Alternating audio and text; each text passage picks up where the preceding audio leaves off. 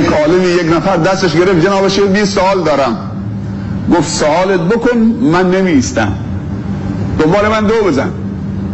گفت جناب شیخ اینطوری که نمیشه. گفت که این خورشید رو میتونی نگه بداری؟ گفت نه خورشید که نمیسته. گفت منم نمیتونم بیستم، وقت ندارم. خورشید داره حرکت میکنه، همطور نفع میرسونه، من وقت ندارم که 1 ساعت پیش تو بیستم. من دنبالم راه بیفت، جواب میدم، من باید برم حرکت بکنم، همینجور برم. توقف ممنوعه. و ابن خلدون میگه که تا زمانی که خورشید بر زمین میتابه هیچ چیز محال نیست و هر کاری که یک نفر انجام داد نفر دوم اگر خودش بخواد انجام میده، چون برای یک بار آزمایش شده توسط انسان.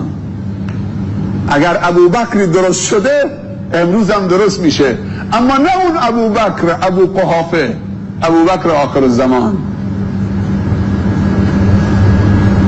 پیامبر یه روزی با اصحابش نشسته بود، اونا فکر میکردن خیلی بهش نزدیکن. بعد گفت یک گروهی از امت من در آخر الزمان با هزارها سال فاصله زمانی و مکانی بعد از من میان در آخر الزمان از امت من که منو قبول دارن و منو ندیدن. ندیده منو قبول کردن، اما شما که منو دیدید، شاهد نزول قرآن بودید، جبرائیل رو دیدید، جبرائیل رو در شکل انسان دیدن، حتی در شکل دحیة الکلبی. حضرت عمر دوید رفت خارج از مسجد، دید که نیست. گفت یا رسول الله کی بود؟ گفت اون جبرائیل بود، آمده بود که امور دینتون بهتون یاد بده. دیدنش در شکل شخصی به اسم دحیة الکلبی، آمد تو مسجد پیامبر سوال و جواب کرد. صحابه نشسته بودن، سوال میکرد، پیامبر جواب میداد، بعد میگفت درست گفتی. تعجب کردن، این آقایی که ما هیچ کدوم نمیشناسیمش، لباسش هم سفیده، برق میزنه، اهل مدینه هم نیست، مسافر هم هست، لباسش چطوری گرد و غباری روش نیست؟ تعجب میکردن. بس سوال میکنه، خودش هم تایید میکنه. معمولا کسی که سوال میکنه نمیدونه، ولی این خودش سوال میکنه، خودش هم تایید میکنه. بعد بلند شد و در رفت.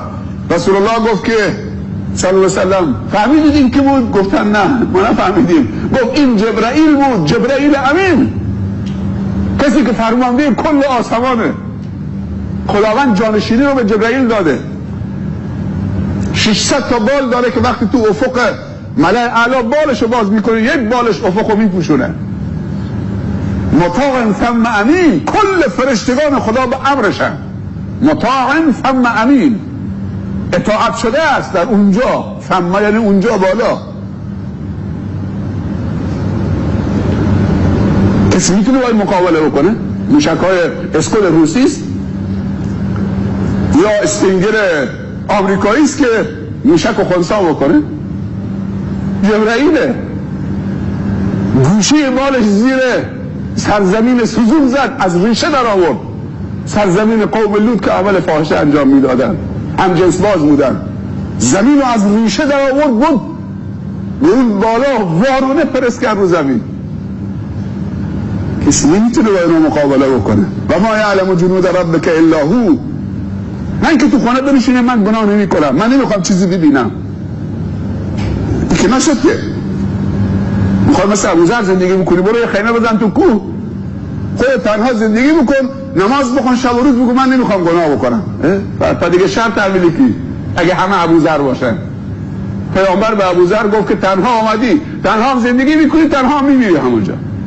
رضی الله عنه.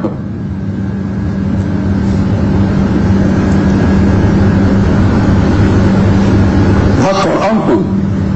و ما یعلم جنود ربک الا هو. وقتی تو قیام میکنی برای اصلاح جامعه، بدون که پشتت گرمه، تکیه‌گاهت خیلی قوی است.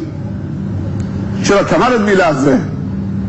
چرا وقتی یک شایعی میکنن کمرت میلرزه، دلت میلرزه؟ مگه شک داری تو تکیه‌گاهت؟